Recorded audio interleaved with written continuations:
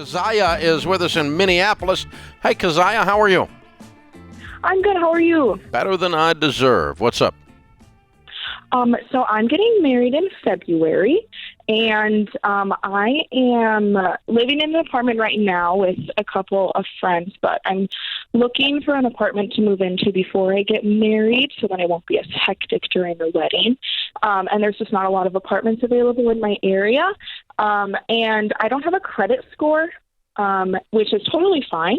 But I also, me and my fiance both just got new jobs recently, so we also don't have any proof of income to show the apartment. So we don't exactly know how to go about that.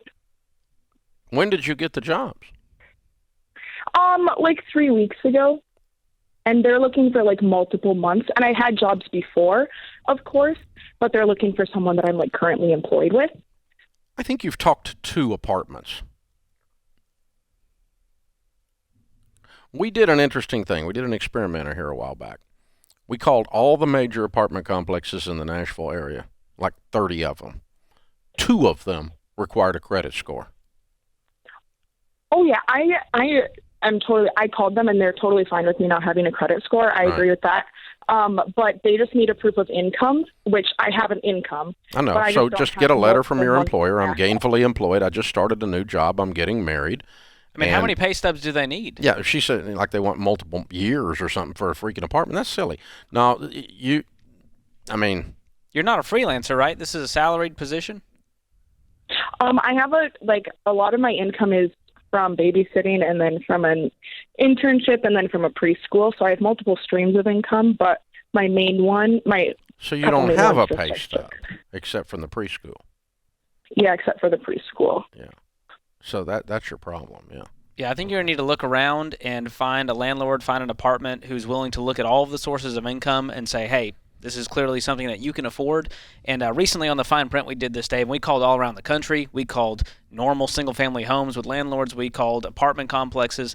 And all of them just said, hey, you might need a little more deposit. So you're just going to need to explain your situation like a human, and they should be willing to work with you if you find the right place. Yeah. Occasionally you'll run into somebody who's just being a corporate geek and is following the Barney Fife letter of the law or something. But most of the time you can say, okay, look, here, I can show you the budget. I can show you exactly what's going on. I can show you I've got these 6 jobs babysitting, and I'm a legitimate nanny. This is what I do. It's just independent subcontract, and I've got this pay stub. And your fiance, if he's signing on it as well, if he has a traditional pay stub, that'll be enough as well.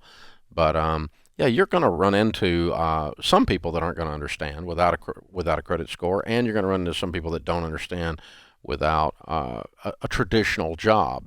But you just have to search a little bit more. That's why I was challenging the number of times you've done this. And the other thing is this: quit emailing people and texting them. Go sit down and look at them in the face, and that'll change your outcome as well. Go sit down you seem like a very reasonable person. I'm sure you present well sitting in front of someone and say, here's the story, here's the situation, I'm getting married, here's the guy I'm getting married to, and would you all consider it in this situation? No, yes. That's what you're going to get. You're going to get a few no's and you're going to get a yes. And you can find someone to do this, but it is going to take more than just everybody does your deal, because everybody doesn't do any deal. Yeah, and if you go there and you get a tour and you sit down face-to-face, I think it is a different situation than a cold email. Mm-hmm. Definitely. But you guys just jumped on the phone. Now, you were doing a credit score only. You weren't trying to say... We asked them about the whole situation. They said, well, we need to have proof of income, and we need to make sure you're not a criminal. That was it. And other than that, they said you might need a higher deposit, which you'll get back if you don't trash the place. Right. And that was it. And with her income being multiple streams and some of them being self-employed, like babysitting and so forth, she may have to put down a higher deposit. Yeah. In that situation, because the proof of income is what she's running into. But still, I've got a bunch of rental property and we would rent to you, but you're going to have to make the case. It's not going to be just automatic, well, I make some money babysitting. Well, that's not, no, you got to show me what's going on. I got to know you can pay the freaking rent.